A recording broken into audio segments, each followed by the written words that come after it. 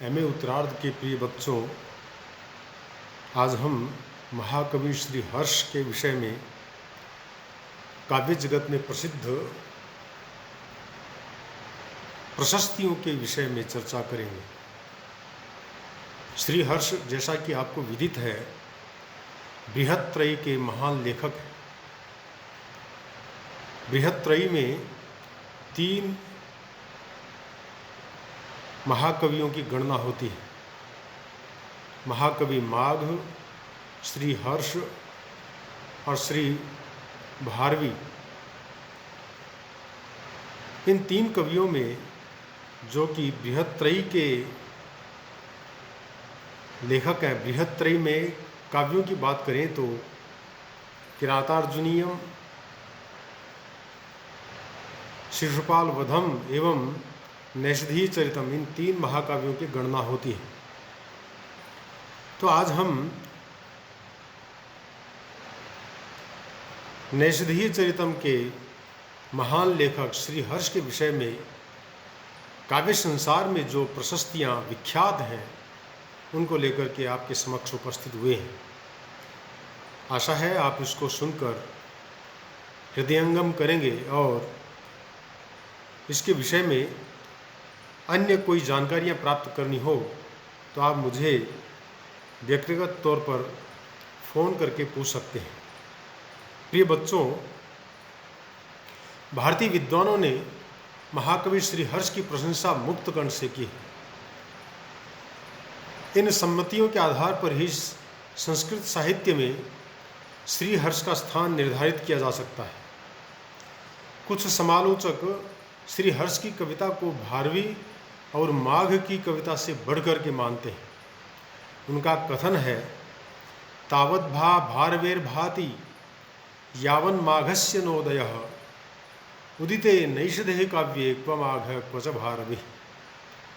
भारवी की प्रभा यानी कीर्ति तभी तक शोभित है जब तक माघ का उदय नहीं होता।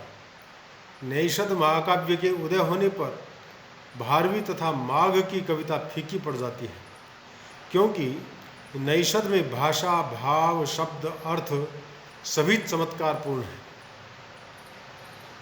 नैषधे पद लालित्यम, नैषध के पद लालित्य की अनेक विद्वानों ने अत्यधिक प्रशंसा की है।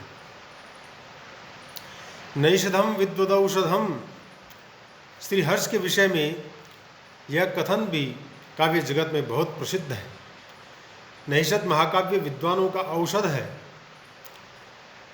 उसका अध्ययन वैदुष्य कारक माना जाता था, क्योंकि श्री हर्ष ने इसे श्रद्धाराध्य गुरुश्लथिकृत दृढ़ ग्रंथि ऐसा कहा है। नैषध शास्त्र के समान गुरुगम्य है, बिना गुरु के समझ में नहीं आता। इसी से यह विद्वानों का अभिमान रूपी रोग मिटाता है। श्री हर्ष खलों को प्रदर्शित करने के लिए भी प्रसिद्ध है। कविषु दधत मुत्कर्षम विस्फुरद अनवद्य हृदय वाग वर्षम इह खलु खल प्रदर्शम श्रीहर्षम नौमि हर्ष संघर्षम। कवियों में उत्कर्ष धारण करते हुए, अनिंद्य सुंदर वाणी की वर्षा करते हुए तथा खलों को प्रदर्शित करने वाले श्री हर्ष को नमन करता हूँ। अष्टौ व्याध व्याकरणानि तर्क निवह साहित्य सारो नयो वेदार्थावगति पुराण पठितिर यस्यान्य शास्त्राण्यपि नित्यं स्फुरितार्थ दीप नेहवता ज्ञानांधकाराण्यसौ व्याख्यातुं प्रभवत्यमुं सुविषयं सर्गम सुधी को विदा, ऐसा विद्याधर ने कहा है। वहीं विद्वान इस नैषध महाकाव्य की टीका करने में समर्थ हो सकता है जिसने 8 व्याकरण, वेद वेदांग, साहित्य, नीति, दर्शन, पुराण, इतिहास, धर्मशास्त्र आदि अन्य शास्त्रों का गंभीर अध्ययन किया। टीकाम यद्यपि सोपपत्ति रचनाम विद्याधरो निर्ममे श्रीहर्षस्य तथापि न त्यजति सा गंभीरतां भारती दिक्कूलंकंशतां गर्तर जलधैर रुद्ग्राह्यमाणं मुहुः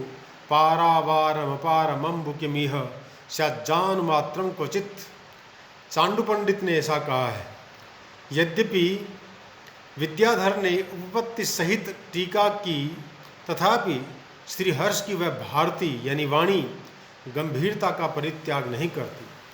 किनारे पर गए हुए मेघों द्वारा बार बार जल ग्रहण करने से समुद्र का पानी क्या जानु तक रह जाएगा? अर्थात विद्याधर जानु द्वारा टीका प्रस्तुत करने पर भी श्रीहर्ष के काव्य की कुछ ग्रंथियां बिना सुलझे ही रह जाती हैं। इसलिए कहा, अमोघ चिंता मणि मंत्र सिद्धि प्राप्त प्रभावम प्रथित प्रतापम समस्त शास्त्र प्रतिबुद्ध विद्यम श्रीहर्षमेकम विबुधम प्रतिमा।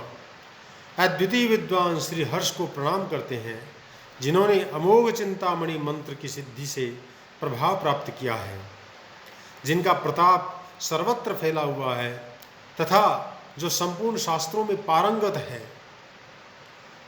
कविकुलपते श्रीहर्षस्य प्रबंध रसायनम पिबत श्रोत्रैरंतर्विभाव्य सचेतसः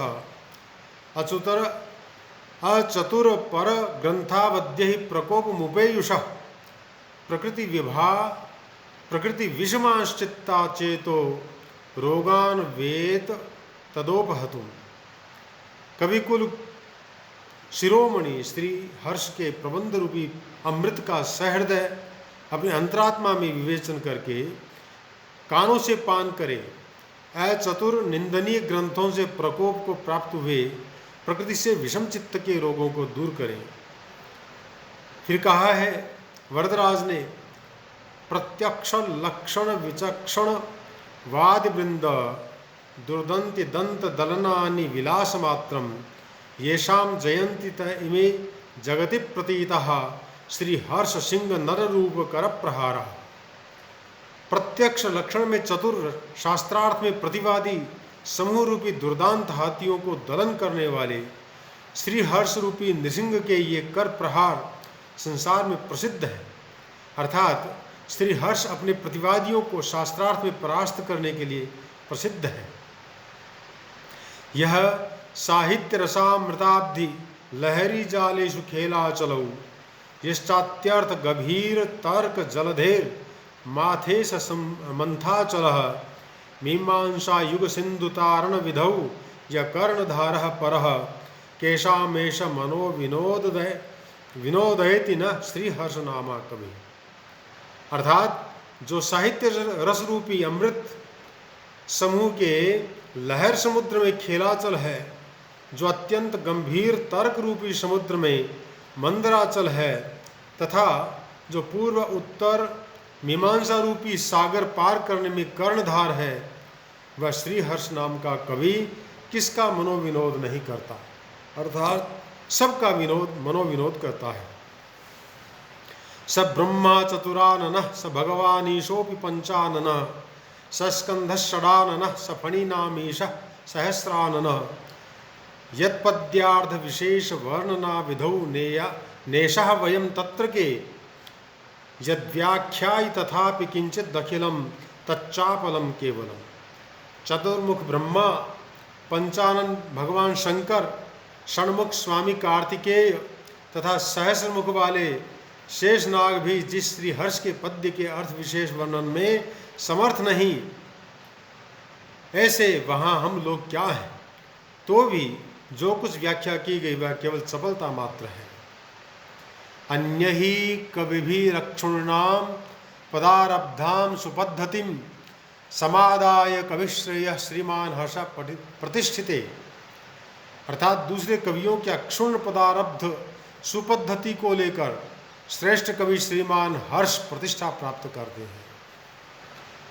फिर कहते हैं, काव्ये नैषद नाम्नि धाम्नि सुबृहत्यर्थस्य मुक्तावधेर भावान दूर निगूहितान कथमहं सर्वान् प्रमातुं क्षमः एतस्मिन् द्युतिमन्ति सन्ति सुबहुन्येतानि मध्ये भुवः साकल्येन लभेत कोपि खनिता वज्राणि वज्राकरे। यानी नैषद नामक महाकाव्य में बहुत अर्थ वाले मुक्तावधि के सभी अत्यंत गंभीर तथा गूढ़ भावों को समझने में मैं जैसे समर्थ हो सकता हूँ, पृथ्वी के बीच में इस दीप्तिमान रत्नों को खान में बहुत से ये रत्न हैं, कोई खोदने वाला उसे संपूर्ण रूप से प्राप्त कर सके। प्राचीन प्रसिद्ध विद्वानों ने नैषध पर टीका करते हुए श्री हर्ष के गुणगान में यहाँ तक कह डाला है कि ब्रह्मा, शंकर, स्वामी कार्तिकेय तथा शेषनाग भी पूर्ण रूप से व्याख्या नहीं कर सकते, तो हम लोगों की तो बात ही क्या है। नैषध के प्रसिद्ध टीकाकारों में विद्याधर, विश्वेश्वर भट्ट, चांडू पंडित, वरदराज, गदाधर, रामचंद्र आदि विशेष रूप से उल्लेखनीय है। इन सब विद्वानों ने श्री हर्ष के विषय में जो प्रशस्तियाँ की हैं, उन प्रशस्तियों में से कुछ प्रशस्तियाँ आपके सामने मैंने यहाँ पर रखी हैं। आशा है इन प्रशस्तियों को पढ़ करके, सुन करके आप हृदयंगम करेंगे और श्री हर्ष के विषय में जो पांडित्य विषयक चर्चाएं हैं या श्री हर्ष का जो नैषधी चरितम महाकाव्य है या अन्य जो महाकाव्य हैं, खंड काव्य हैं, उन सब काव्यों के विषय में आप थोड़ी सी प्रशस्ति को पढ़ करके श्री हर्ष के पांडित्य को आप जान सकेंगे। अस्तु, आज हम इतना ही यहाँ पर इस प्रसंग को लेकर उपस्थित हुए थे। आगे के विषयों को लेकर के हम फिर कभी उपस्थित होंगे। तब तक जय तो संस्कृतम, जय तो भारतम।